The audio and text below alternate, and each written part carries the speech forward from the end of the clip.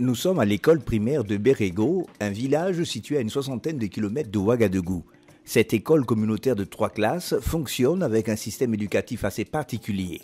Premièrement, l'apprentissage de l'écrit ont lieu en langue nationale et au fur et à mesure, la langue nationale comme le français vont en plus être des matières, devenir des médiums d'apprentissage pour les autres disciplines, les mathématiques et les leçons d'éveil. Deuxièmement, la durée du cursus scolaire de cette école communautaire est de 4 ans, contrairement à celle de l'école formelle qui est de 6 ans pour l'obtention du certificat d'études primaires CEP. C'est un système éducatif qui permet un apprentissage rapide avec un contenu aussi riche et diversifié que celui de l'éducation formelle. Si on prend la première année, c'est uniquement le moré. Maintenant, au niveau de la deuxième année, voilà, nous faisons le moré et nous faisons encore un peu de français. Maintenant, en troisième année, il y a le moré, mais nous ajoutons plus le français. Et en quatrième année, maintenant, c'est le français qui domine plus. Bon, s'ils finissent la quatrième année, il y a 2 possibilités. Bon, ceux qui ont eu la moyenne et qui ont l'âge, qui n'ont pas dépassé l'école formelle, nous les transférons là-bas.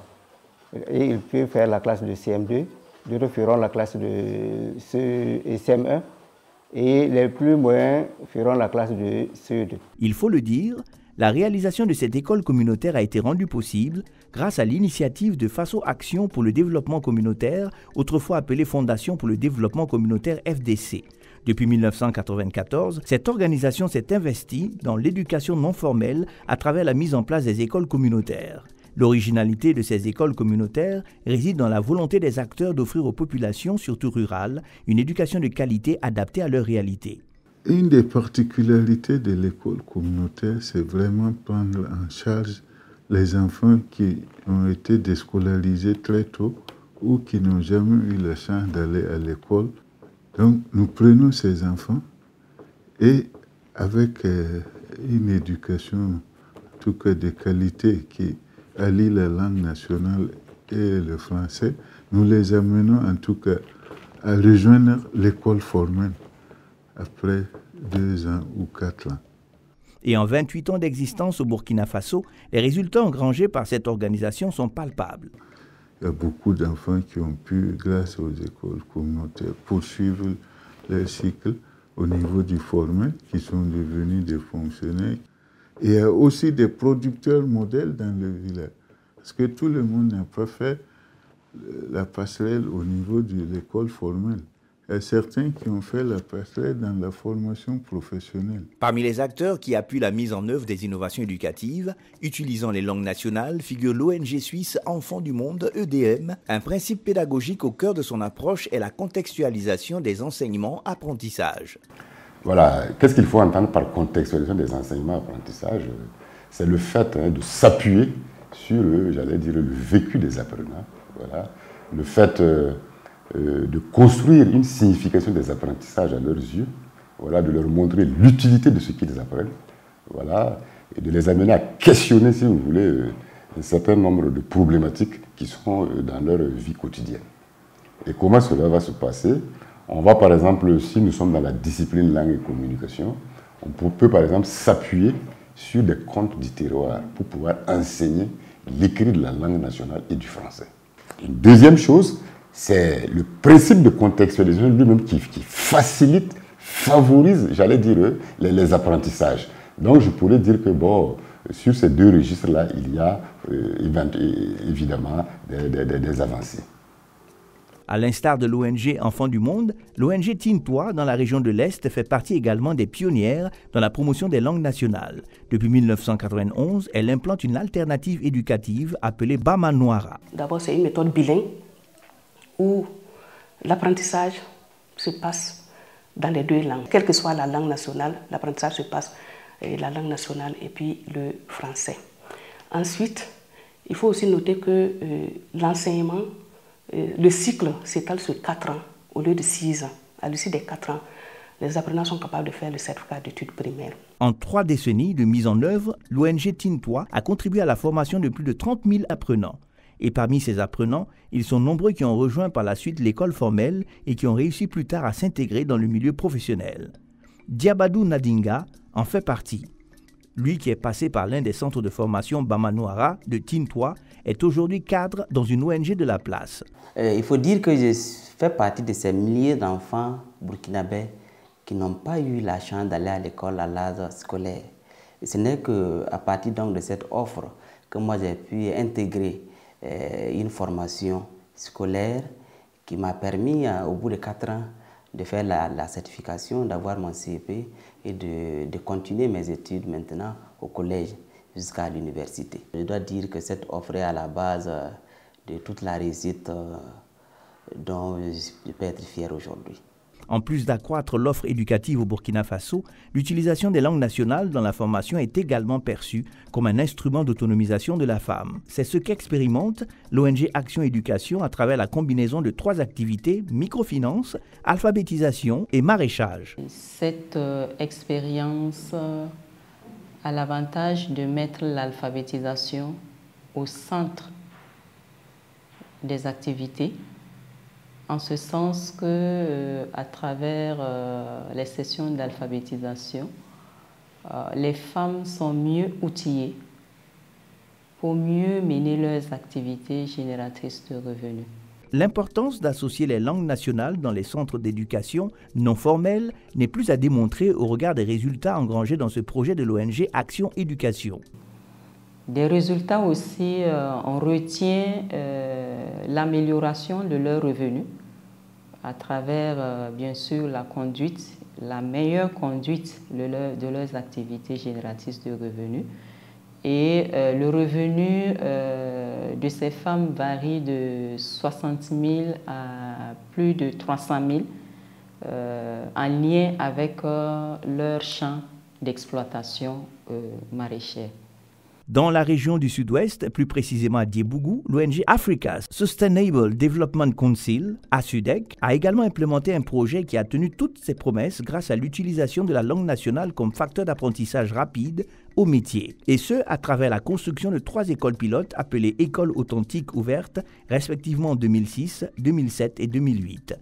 Ces écoles sont appelées écoles authentiques parce qu'elles ont été réalisées en parfaite collaboration avec les communautés bénéficiaires, suivant les besoins et les valeurs locales en vue de réduire le taux de chômage. Elles concernent les adolescents déscolarisés et non scolarisés de 9 à 15 ans. Après 5 ans de mise en œuvre, d'importants résultats ont été enregistrés dans le cadre de ce projet.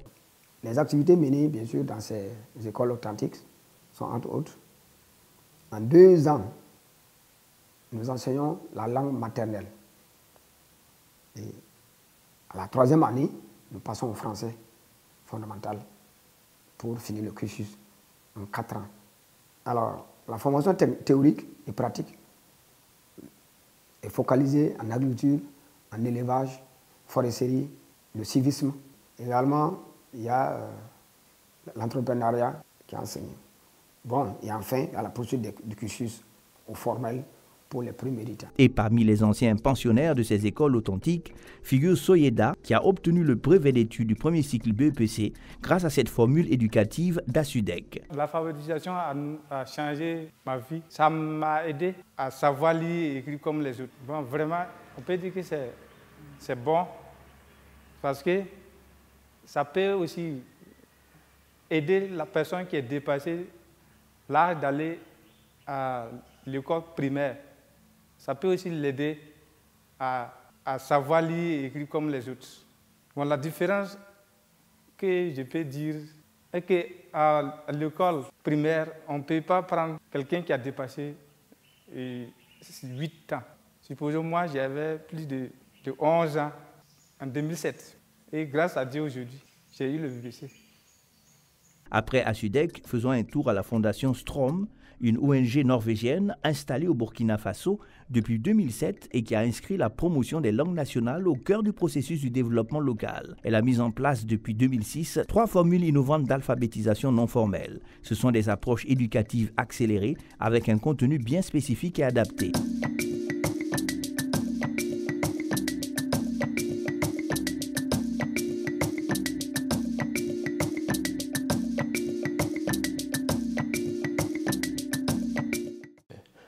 Nous avons 3 innovations éducatives.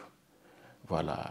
Et la première, c'est la stratégie de scolarisation accélérée passerelle qui s'adresse aux enfants non scolarisés et déscolarisés précoces de 9 à 12 ans pour le Burkina Faso. Et la deuxième innovation éducative concerne les adolescents de 13-14 ans. Voilà. Et c'est une stratégie d'un cycle de 2 ans.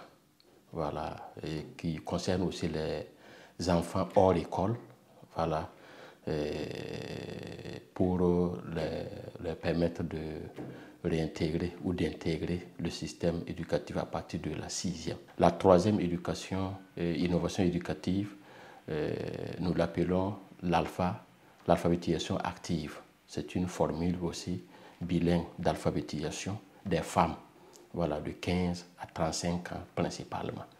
Voilà. Donc ces innovations sont bilingues, c'est-à-dire qu'elles utilisent les deux langues, ça veut dire deux langues, une langue nationale et le français. À l'instar des autres organisations précédemment présentées, la Fondation Strom a aussi engrangé d'importants résultats en termes de contribution à l'atteinte des objectifs de l'éducation nationale et surtout de promotion des langues nationales. De 2019 à 2022, nous avons pu scolariser 18 901 enfants, dont 9 119 filles. En ce qui concerne la SSA2, nous avons pu scolariser 423 adolescents, dont 234 filles. Et pour les femmes, nous avons alphabétisé à ce jour 5 548 femmes. Dans le milieu des organisations non gouvernementales, un autre acteur incontournable y a contribué significativement à la promotion des langues nationales dans le système éducatif burkinabé. Il s'agit de Solidar Suisse, présente au Burkina Faso depuis 1974. Dans le domaine de l'éducation formelle, Solidar Suisse, en collaboration avec le ministère en charge de l'éducation, a mis en œuvre le continuum éducatif multilingue CEM qui va du préscolaire avec les espaces d'éveil éducatif 3E au collège multilingue spécifique CMS en passant par les écoles primaires bilingues EPB où le cursus scolaire dure 5 ans. Par ailleurs, cette organisation a implémenté avec la Fédération des associations islamiques du Burkina FAIB et le MENAPN les écoles trilingues ET qui visent la valorisation des écoles franco-arabes en rendant le contenu plus en phase avec les réalités locales tout en préservant les acquis confessionnels. Au niveau de l'éducation non formelle, les formules développées sont la méthode Alpha, apprentissage de la langue française à partir des acquis de l'alphabétisation pour les adultes, et les centres affidés, alphabétisation, formation intensive des jeunes de 9 à 15 ans pour les adolescents. Mais que peut-on retenir en termes d'acquis engrangés grâce à ces innovations éducatives qui ont placé la promotion des langues nationales au cœur du processus d'alphabétisation? Pour nous, le premier acquis,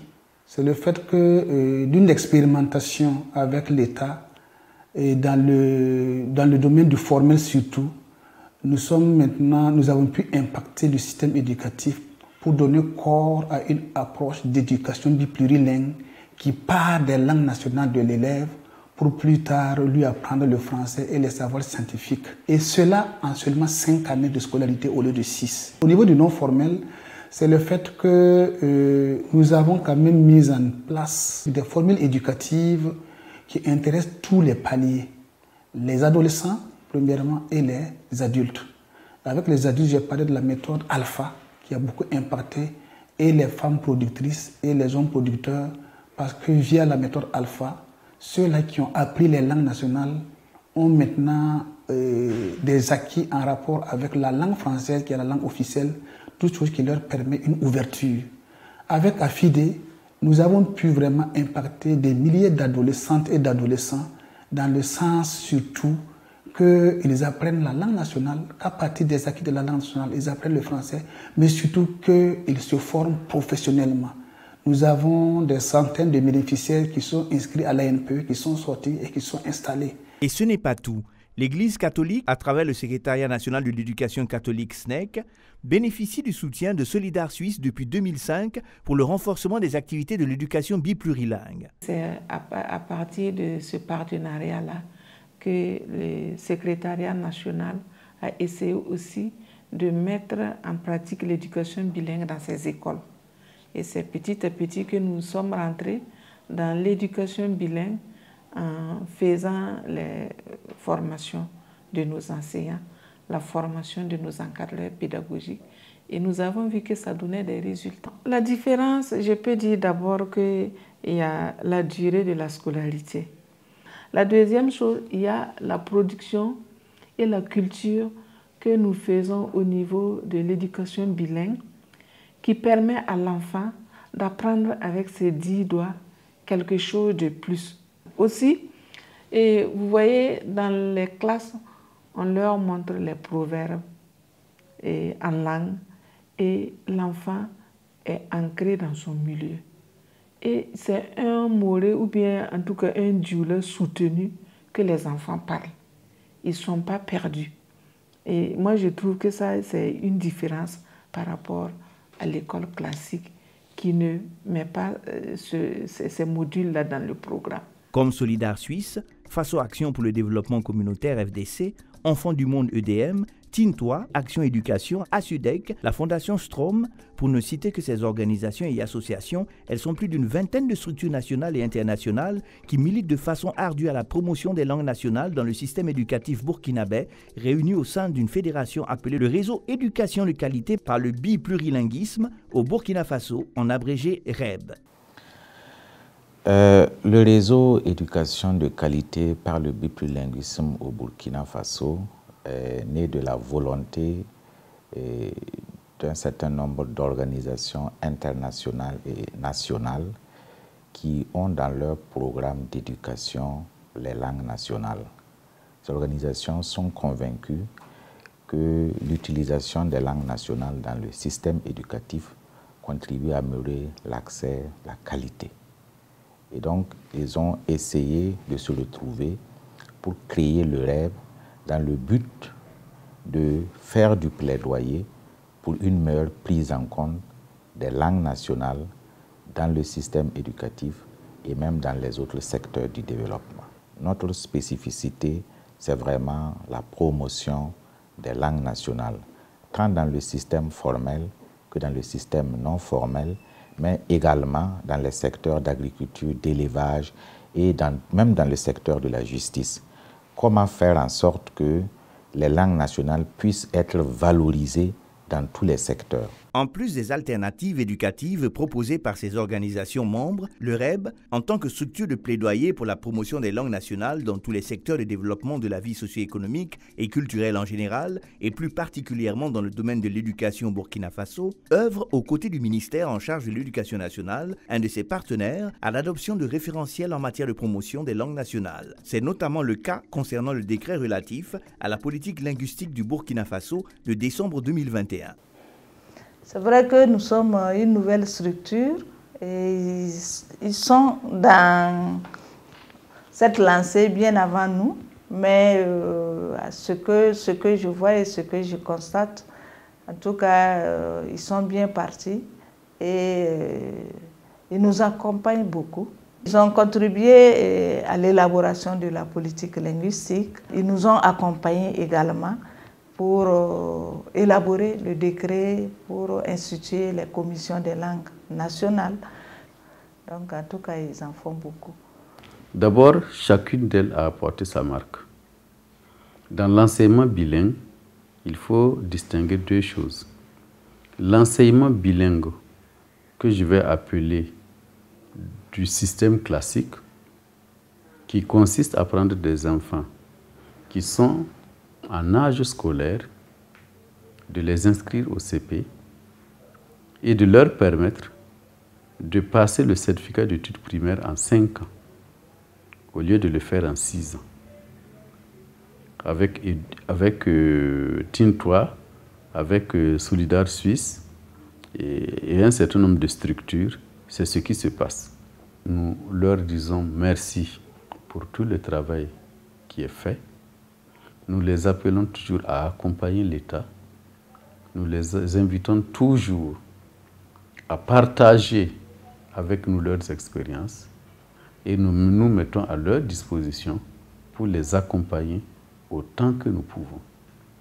Il faut dire que l'enseignement bilingue devient aujourd'hui quelque chose de crucial à un moment particulier de la vie de notre pays, où la situation sécuritaire met à mal les écoles, la vie des écoles.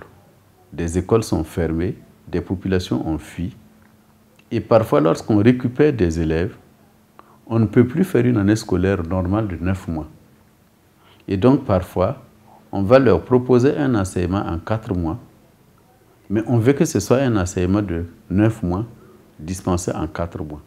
On est obligé d'aller puiser dans les ressources du bilinguisme, les ressources pédagogiques nécessaires à l'enseignement. Et donc, dans ces conditions, on a considéré que la stratégie de la SSAP s'adapte très bien à l'éducation en situation d'urgence, parce que lorsque nous sommes dans l'éducation en situation d'urgence, on doit prendre l'enfant qui a perdu l'école un certain temps et l'aider à combler ce retard, mais en allant vite. Et aller vite là, c'est la stratégie de la SSAP qui est la plus appropriée. Et donc, on revient encore au bilinguisme.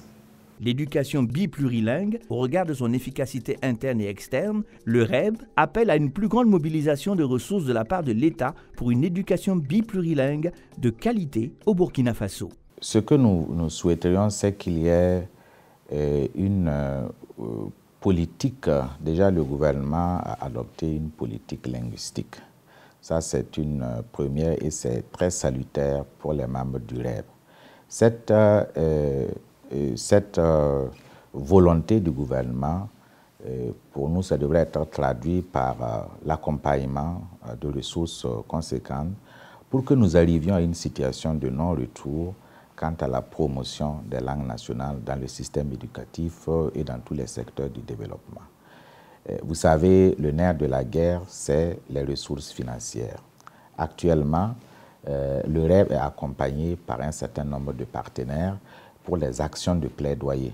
Et ce plaidoyer doit influencer les politiques. Et à travers cette influence des politiques, on devrait avoir des ressources pour soutenir des programmes d'éducation non formelle. Il faut qu'au niveau du formel, il y ait quand même une option de soutenir l'éducation bilingue en essayant de l'intégrer déjà dans des structures de formation où des enseignants peuvent sortir déjà aptes à enseigner dans des écoles. Ça peut être des options, donc enseigner dans des écoles bilingues, que des encadreurs pédagogiques sortent aptes à enseigner dans des écoles bilingues. Cela réduit les coûts de formation parce qu'on forme parallèlement des acteurs du classique et on reprend ces mêmes acteurs pour revenir former au niveau. Et donc, tant qu'il n'y a pas de ressources, le système n'est pas périn. Donc, nous souhaiterions qu'il y ait un engagement fort de l'État, parce que c'est une volonté politique de promouvoir les langues nationales au niveau du pays, et qu'il y ait un accompagnement des partenaires techniques et financiers. Le contexte sécuritaire dans lequel nous sommes, avec les déplacés internes, des enfants qui vont abandonner l'école pendant 1 an ou qui perdent, on a la possibilité avec les langues nationales d'accélérer l'apprentissage pour rattraper la scolarité. Les acquis engrangés par le REB, à travers la vingtaine d'organisations qui la composent, sont à mettre à l'actif de plusieurs partenaires techniques et financiers. Parmi ces partenaires figure en bonne place la Direction du développement et de la coopération suisse DDC, présente depuis plus de 30 ans aux côtés des acteurs de la promotion des langues nationales au Burkina Faso.